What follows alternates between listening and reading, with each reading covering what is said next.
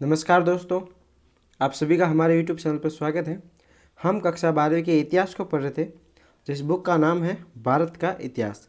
और इस बुक के हमने अध्याय 3 पूरे पढ़ लिए।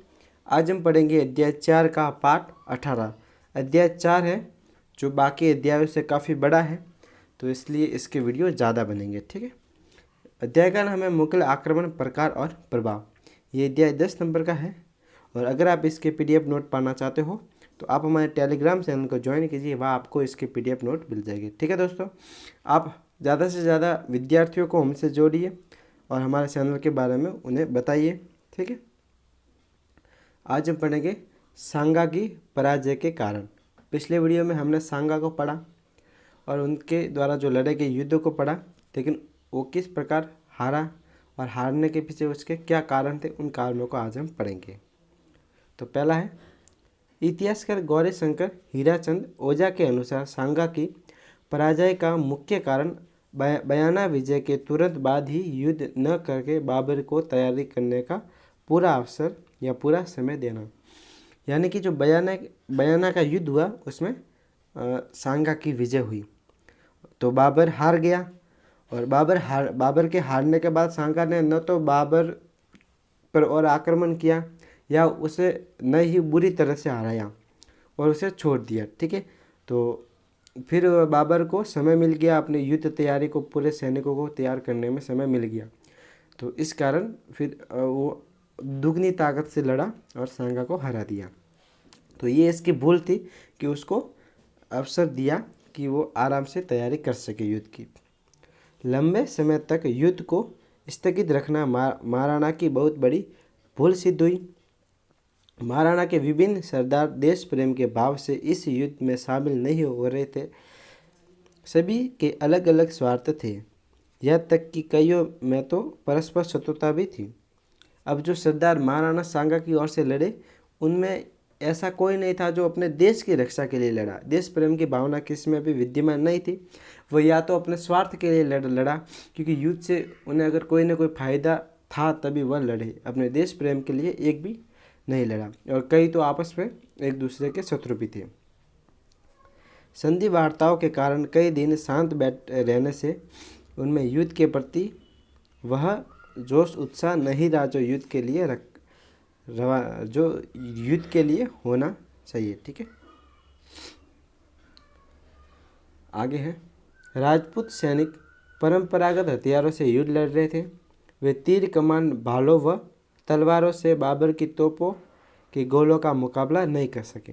अगला कारण, हाथी पर सवार होकर भी सांगा ने बड़ी भूल की, क्योंकि इससे शत्रु को उस पर ठीक निशाना लगाकर घायल करने का मौका मिला।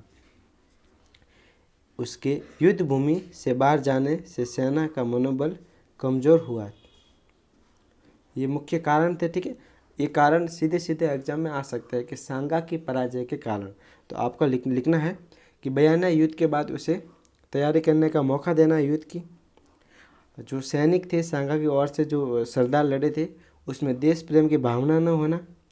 और इसके अलावा राजपूत जो सैनिक थे वो परंपरागत हथियारों से लड़ रहे थे, जिससे भी उनको हानि हुई। बाबर तोपों से लड़ रहा था। आगे ये हाथी पर सवार थे, तो हाथी इतना फुर्तीला भी नहीं होता और इतने ऊंचे सवार होने पर वो दूर से निशाना लगा सकते हैं। आगे, राजपूत सेना में एकता और तालमेल का अभाव था, क्योंकि संपूर्ण सेना अलग अलग सरदारों के नेतृत्व में एकत्रित हुई थी। अपनी गतिशीलता के कारण राजपूतों की हस्ती सेना पर बाबर की अश्व सेना भारी पड़ी। हस्ती यानी हाथियों पर सवार सेना, अश्व सेना मतलब घोड़ों पर सवार सेना भारी पड़ी। बाबर की तोपों के गोलों से भयभीत हाथियों ने पीछे लौटते समय अपनी इस सेना को रौंद कर नुकसान पहुंचाया। तोप चलने लगे तो हाथी घबराए और पीछे हटने लगे। जैसे वो पीछे हटे तो वो अपनी सेना को रौंद देते, यानी पैर के नीचे लाते हुए पीछे गए। अब है खानवा युद्ध के परिणाम। भारत में राजपूतों के सर्वोच्च का अंत हो गया। राजपूतों का वह प्रताप सूर्य जो भारत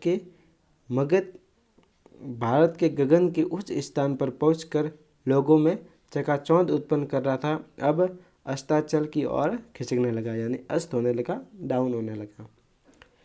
दूसरा, मेवाड़ की प्रतिष्ठा और शक्ति के कारण निर्मित राजपूत संगठन इस पराजय के साथ ही समाप्त हो गया। भारतवर्ष में मुगल साम्राज्य स्थापित हो गया और बाबर स्थिर रूप से भारत का बादशाह बन गया। अब है मूल्यांकन। महाराणा सांगा वीर, उदार, कृतज्ञ, बुद्धिमान और न्यायपरायण शासक था।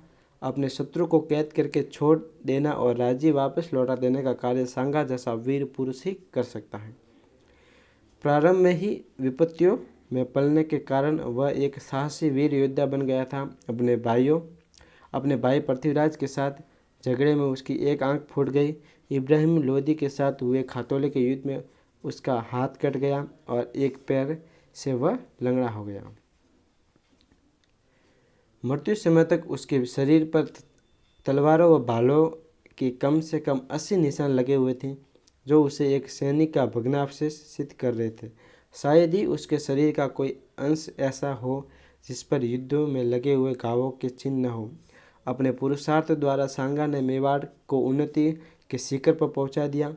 अपने समय का वह सबसे बड़ा हिंदू नरेश था, जिसके आगे बड़े बड़े शासक सिर झुकाते थे। जोधपुर और आमेर के राज्य भी उसका सम्मान करते थे। ग्वालियर, अजमेर, सीकरी, रायसेन, कालपी, चंदेरी, बूंदी, गागरोन, रामपुर और आबू के राजा उसके सामंत थे। वह भारत का अंतिम नरेश था, जिसके नेतृत्व में राजपूत नरेश विदेशियों को भारत से निकालने के लिए इकट्ठा हुए। बाबर ने उसकी प्रशंसा में लिखा है कि राणा सांगा अपनी बहादुरी और तलवार के बल पर बहुत बड़ा हो गया था। मालवा, दिल्ली और गुजरात का कोई अकेला सुल्तान उसे हराने में समर्थ न था, यानी कि असमर्थ था। उसके राज्य की वार्षिक आय 10 करोड़ थी। उसकी सेना में 1 लाख सैनिक थे। उसके साथ 7 राज्य, 9 राव और 104 छोटे सरदार रहा करते थे। आपसी वैमनस्य के लिए प्रसिद्ध राजपूत शासकों को एक झंडे के नीचे लाना सांगा की बहुत बड़ी महत्वपूर्ण उपलब्धि थी। एक बड़ा राज्य स्थिर करने वाला होने के बावजूद भी सांगा को राजनीति में अधिक निपुण नहीं कहा जा सकता। अपने शत्रु को पकड़कर छोड़ देना उदारता की दृष्टि से भले ही उत्तम कार्य हो, परंतु राजनीतिक के विचार से बुरा ही था।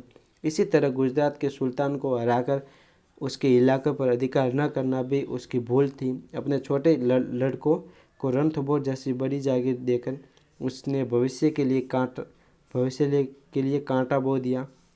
राणा की विशेष प्रीति पात्रा होने के कारण हाड़ी रानी कर्मवती ने अपने दोनों पुत्रों विक्रमादित्य और उदय सिंह के लिए रणथंभौर की जागीर लेकर अपने भाई सूरजमल हाड़ा को उनका संरक्षण नियुक्त करवा दिया था। तो दोस्तों, वीडियो देखने के लिए आपका बहुत बहुत धन्यवाद। अगर आपको वीडियो पसंद आया है, आपके लिए उपयोगी है, हेल्पफुल है, तो इस वीडियो को लाइक कीजिए और अपने सुझाव कोई है तो हमें कमेंट करके बताइए और अपने सभी दोस्तों को ज़्यादा से ज़्यादा शेयर कीजिए। और अभी तक चैनल को सब्सक्राइब नहीं किया तो चैनल को सब्सक्राइब कर बेल आइकन दबाए तथा हमारे टेलीग्राम चैनल को जरूर ज्वाइन कीजिए। ठीक है दोस्तों, थैंक यू। आगे मिलते हैं एक नए वीडियो में।